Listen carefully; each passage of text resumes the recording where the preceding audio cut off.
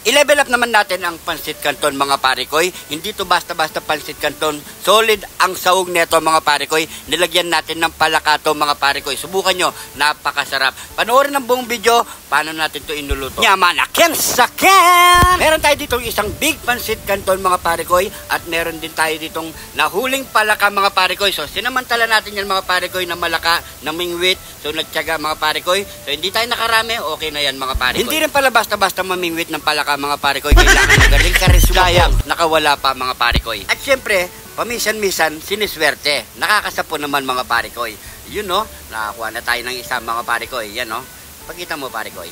Ayun no. So yan mga parikoy, ready to cook na tayo mga parikoy. So pwede na huli natin, naka-anim na rin na tayo. Tara, magluto na tayo. Let's go! At heto na nga mga parikoy, malinis na ang ating palaka. So hindi na natin pinakitang, siyempre alam nyo na mga parikoy. Unang gagawin natin, magpainit muna tayo ng tubig. At ilalagay na natin ng ating kanton. Okay na to mga parikoy, so isa-set aside muna natin yan. Magpainit na tayo ng mantika para sa ating paggisa mga parikoy. Unahin na natin ang bawang, sibuyas, at syempre ang ating palaka. Pakagisa lang muna natin yan mga parikoy. At isa-set aside natin mamaya yan mga parikoy. So pakagisa lang natin hanggang lumabas ang kanyang aroma. Lagyan natin ng paminta at oyster sauce. Pakahalo lang muna natin yan mga parikoy ng 3 minutes. So tatanggalin muna natin yan mga parikoy. At magigisa na tayo ng ating Pansit Canton. Tara. Ilagay na natin yung ating mga seasoning sa ating Pansit Canton. Shoutout nga pala kay Boss Dan Bondok ng UK. At kay Boss Jojo De Jesus. Sunod na natin ilagay ang ating mga hiniwang mga gulay mga parikoy.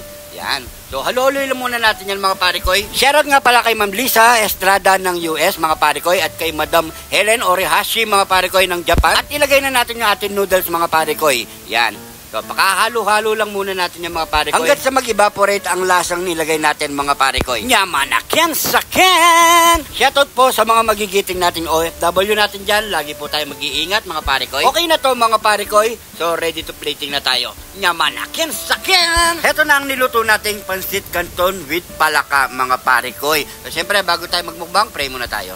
Thank you Lord sa napakasarap na pagkain nito Lord. Bless po yung viewers namin Lord. Bless po yung sumusuporta sa amin Lord. Bless po yung family kalusugan namin Lord. In Jesus name, Amen. So yung mga parikoy, magmerienda po tayo mga parikoy. At hindi tayo kakain ng kanin ngayon mga parikoy. You know, siyempre namnamin natin itong Pansit Canton mga parikoy na may palaka. So first time kong ginawa to mga parikoy, solid. Napakasarap nito mga parikoy. Try nyo. Yan. Shoutout nga para sa mga hindi kumakain ng palaka dyan. Ayan mga parikoy, patabi-tabi po mga parikoy. Ayun no, sa mga mahilig sa palaka dyan, shoutout sa inyo lahat mga parikoy. Ayan no, so tikman na natin ang palaka. Ayun, grabe.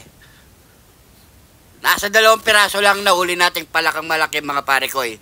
Ayan no, so yung medyo katamtaman na laki mga parikoy, okay na rin yan mga parikoy. Yun no, grabe, sarap. Napakalinamnam, iba talaga ang lasa ng palaka. Yun no.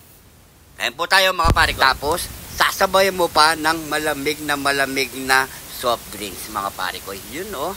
Grabe. So nabusog na rin ako, inom na po tayo mga parikoy. So siguro hanggang dito na lang ating video mga parikoy. Maraming salamat sa panonood, sa suporta, siyempre mga parikoy. At siyempre kung di ka pa nakafollow, mag-follow na. Sa mga bagong followers natin dyan, maraming salamat po. Welcome na welcome po kayo dito mga parikoy. At yung gusto magpa-shoutout, comment nyo lang sa baba mga parikoy. Kung napadaan ka naman sa parte ng video na to, paki-comment saan umabot ang ating video.